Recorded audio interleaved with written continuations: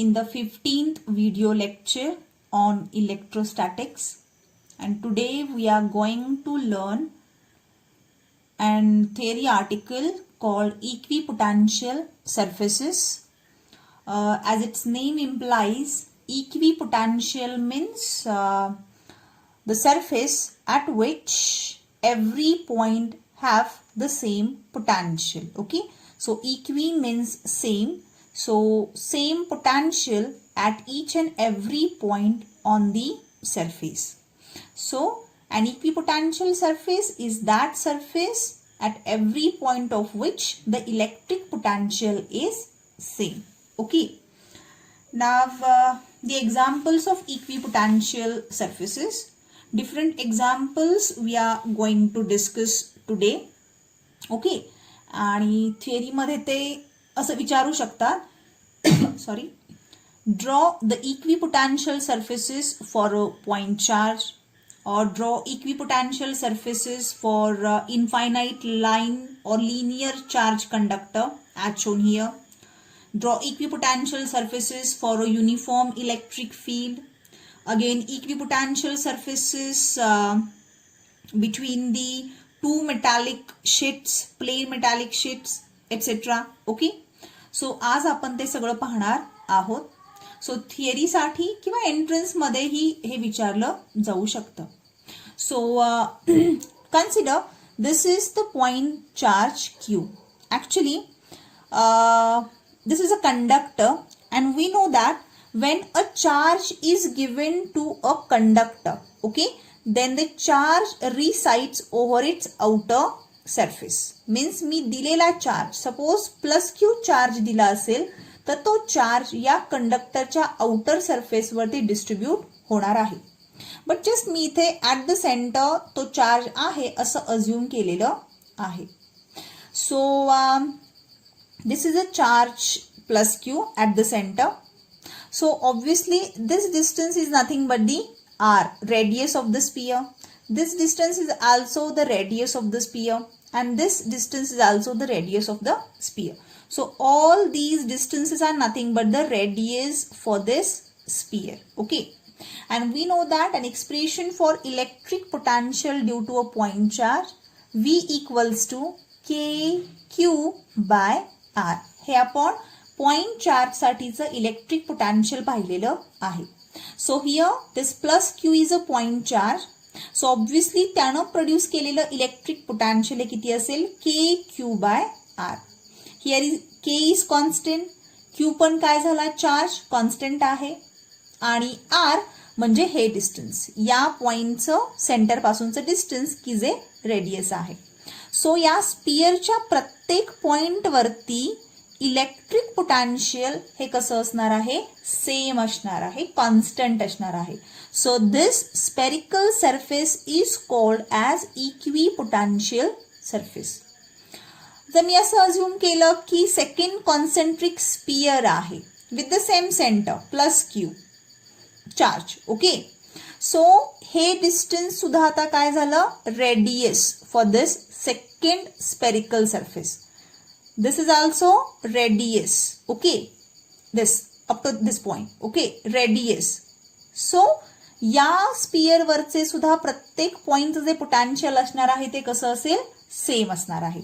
म्हणजे मी जर हा पॉइंट कन्सिडर केला स्पियर वरचा, आणि मी जर याच स्पियर वरचा हा पॉइंट कन्सिडर केला, सो ऑब्व्हियसली दोघांचंही पोटेन्शियल काय असणार आहे, सेम असणार आहे. VA equals to VB. Therefore, potential difference between these 2 points equals to 0. So we can say that on an equipotential surface, the electric potential of each and every point is same. Therefore, the potential difference between them must be equal to 0. Actually, this is a separate equipotential surface. मी जर या surface वरती एक point घेतला, spherical surface वरती मी एक point घेतला A', then potential of A and A' are different. हा separate equipotential surface आहे. This is separate equipotential surface. Okay, and this outer is also an equipotential surface. So या स्पिअरवरच्या सुद्धा, या स्पेरिकल सरफेसवर सुद्धा जेवढे पॉइंट्स आहेत त्यांचं पोटॅन्शियल कसं असेल, सेम असेल. For example, say this. Actually, in some previous lecture, we have learned and sentence which is electric potential always decreases along the direction of electric field. Electric फील्डच्या direction मध्ये electric potential काय होतं, कमी होतं. Now these arrowheads are nothing but the electric line of force. आणि electric line of फोर्सची concept आपण 11th standard मध्ये पाहिलेली आहे. So, electric line of force is just the pictorial representation to visualize the electric field. So, ही electric फील्डची direction आहे या पद्धतीनं. मग मी इलेक्ट्रिक फील्डच्या डायरेक्शन मध्ये गेले तर इलेक्ट्रिक पोटॅन्शियल काय होणार आहे, कमी होणार आहे. सो इथं चार्जच्या जवळ इलेक्ट्रिक पोटॅन्शियल जास्त आहे आणि जसजसं मी चार्ज पासून दूर जातीये इलेक्ट्रिक पोटॅन्शियल काय होत आहे, कमी होत आहे. मीन्स इथे 100 वोल्ट, इथे 80 वोल्ट, इथे 60 volt. So electric potential decreases along the direction of electric field. हे इथे सुद्धा सॅटिस्फाय झालेलं आहे. If charge is negative then the electric potentials are like -100 volt, -80 volt, -60 volt. So each and every point which lie on this surface, okay, outer spherical surface, the potential at that point would be equal to -60 volt. Okay, हा जो surface आहे या प्रत्येक point वर जे potential असणार आहे ते असणार -80 वोल्ट आणि या सरफेसवरच्या प्रत्येक पॉइंटचं पोटॅन्शियल असणार -100 volt. So it is called as equipotential surface. So, for a point charge, the equipotential surfaces are nothing but the concentric spherical surfaces. Point charge साठी जर तुम्हाला कोणी विचारलं इक्विपोटेन्शियल सरफेस कसा असतो तर ते कॉन्सेंट्रिक स्पियर्स असतात. Okay. Now second, the equipotential surfaces for infinite linear charge conductor. Means if the conductor is linear, then what will be the shape of the equipotential surface. जर linear charge distribution असेल या पद्धतीमध्ये एक plate आहे किंवा एक linear plate आहे आणि ती पॉझिटिव्हली चार्ज आहे, तर या पॉझिटिव्ह लिनियर प्लेट साठी इक्विपोटेन्शियल सरफेस हा सिलेंड्रिकल शेप मध्ये आहे. मीन्स कॉन्सेंट्रिक सिलेंडर्स असे असणार आहे. मीन्स इथे सुद्धा हाच फॉर्म्युला असेल V = KQ upon R or lambda upon something. So if we assume the points 1, 2, 3 and 4, the distance of this axis of the cylinder and between that point, that distance is R. So इथून इथपर्यंत R, या बाजूला सुद्धा R. So linear charge distribution साठी जे equipotential surfaces असतात ते cylindrical shape मध्ये असतात. ओके. इथे सुद्धा पोटॅन्शियल हे डिक्रीज होत चाललेलं आहे along the direction of electric field. Means direction of electric field intensity ही अशी असेल आता E. इथे 20 वोल्ट या प्रत्येक पॉइंटचं पोटॅन्शियल, या सिलेंडरवरच्या प्रत्येक पॉइंटचं पोटॅन्शियल 10 वोल्ट, या सिलेंडरवरच्या प्रत्येक पॉइंटचं potential 8 volt. So electric potential decreases along the direction of E bar. Now next, equipotential surfaces for a uniform electric field. So uniform electric field is represented by parallel and equidistant lines. These lines, horizontal arrowheads, represents the electric field intensity. Okay, the direction of electric field. And for such a uniform electric field, the equipotential surfaces are planar. Okay, this is the equipotential surface. Okay, and along the direction of electric field intensity, the potential decreases. Here 100 volt, then 80 volt, then it will become 60 volt and so on. Okay, so exam मध्ये तुम्हाला theory exam मध्ये विचारलं जाऊ शकतं uniform electric फील्डचं equipotential surface कसं असतं, तर ते प्लेनर शेप मध्ये, या टाइप मध्ये, प्लेन शीटच्या फॉर्म मध्ये. Okay. Now next,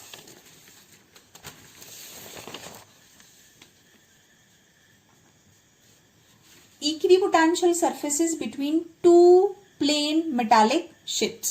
Okay, this is a metal plate 1, this is a metal plate 2. आणि जर अशी प्लेट असेल, या पद्धतीमध्ये 2 प्लेट्स तुम्हाला दिल्या असतील, तर त्यांच्यामध्ये हे जे मी लाईन्स दाखवलेले आहेत ते म्हणजे इक्विपोटेन्शियल सरफेस आहे. मीन्स या लाईनवरच्या प्रत्येक पॉइंटचं पोटॅन्शियल हे कसं असणार आहे, सेम असणार आहे. इथे सुद्धा प्लेनर इक्विपोटेन्शियल सरफेसेस म्हटलं तरी सुद्धा चालेल.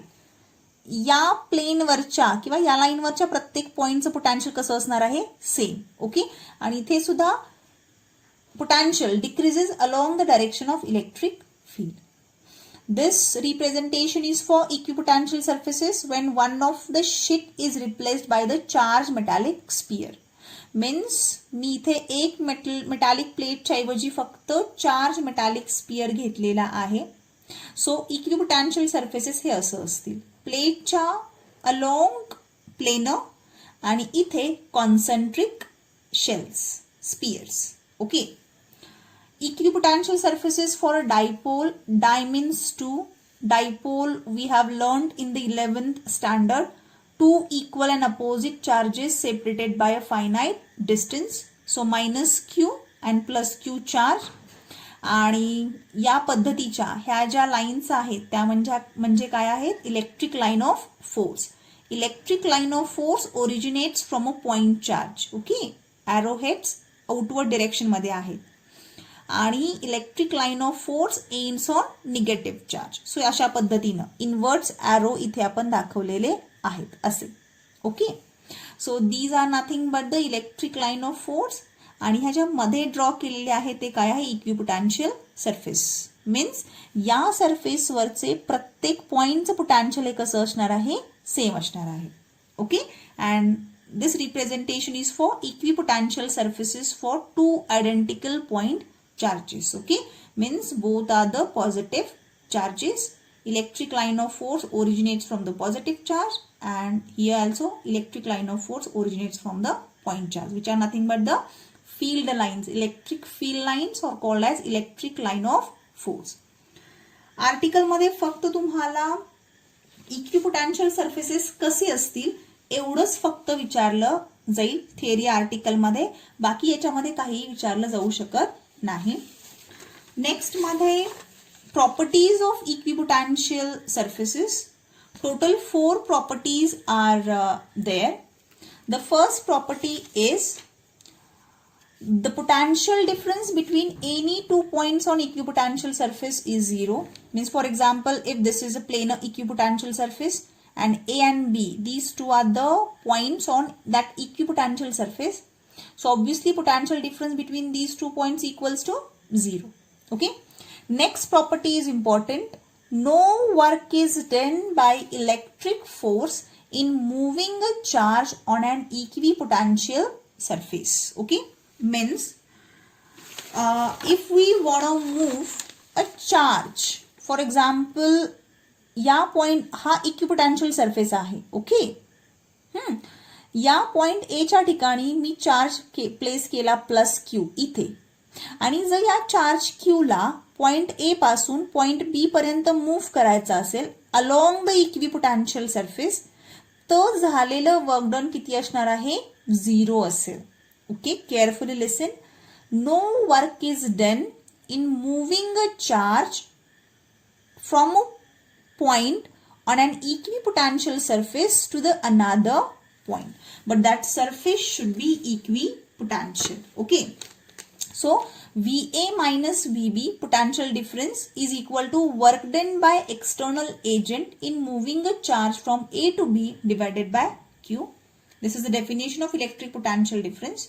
So here electric difference is equal to 0, potential difference equals to 0. So if this is 0, obviously work done by external agent is also equals to 0. So this is the second property. No work is done by electric force in moving a charge on an equipotential surface. Okay, important one. Third, the direction of electric field is always perpendicular to the equipotential surface. जो equipotential surface आहे त्याला electric फील्डचं direction हे नेहमी कसं असतं, perpendicular आहे. इथे सुद्धा ते क्लिअर होत आहे. हा इक्विपोटेन्शियल सरफेस आहे, इलेक्ट्रिक फील्डचं डायरेक्शन त्याला परपॅन्डिक्युलर आहे. इथे सुद्धा हे इक्विपोटेन्शियल सरफेसेस आहेत. इलेक्ट्रिक फील्डचं डायरेक्शन त्याला परपॅन्डिक्युलर आहे. इथे सुद्धा हा स्पेरिकल सरफेस आहे आणि इलेक्ट्रिक फील्डचं डायरेक्शन त्याला परपॅन्डिक्युलर आहे. So the direction of electric field is always perpendicular to an equipotential surface. Okay. Now, two equipotential surfaces can never intersect each other. He property electric line of force सारखीच आहे. Two electric line of force can never intersect each other. On the same basis, we can say that two equipotential surfaces can never intersect each other. Because if we consider these two are the equipotential surface, हा एक equipotential surface आहे आणि हा second equipotential surface आहे आणि assume this point. Okay, this. So आताच आपण बघितलं the direction of electric field is perpendicular to the equipotential surface. Means याच्यासाठी या हॉरिझॉन्टल इक्विपोटेन्शियल सरफेससाठी इलेक्ट्रिक फील्डची डिरेक्शन असणार आहे E1 अशी असेल ऍट दिस पॉइंट. ओके, आणि ह्या वर्टिकल इक्विपोटेन्शियल सरफेससाठी त्याला परपॅन्डिक्युलर म्हणजे E2 बार या बाजूची डिरेक्शन असेल. Means for the same point we got the two different directions of electric field which is not possible. So दोन इक्विपोटेन्शियल सरफेसेस कधीही इंटरसेक्ट करत नाहीत. प्रॉपर्टीज विचारल्या जाणार नाहीत, बट MCQ साठी एखादा क्वेश्चन यामधील येऊ शकतो. Okay, thank you.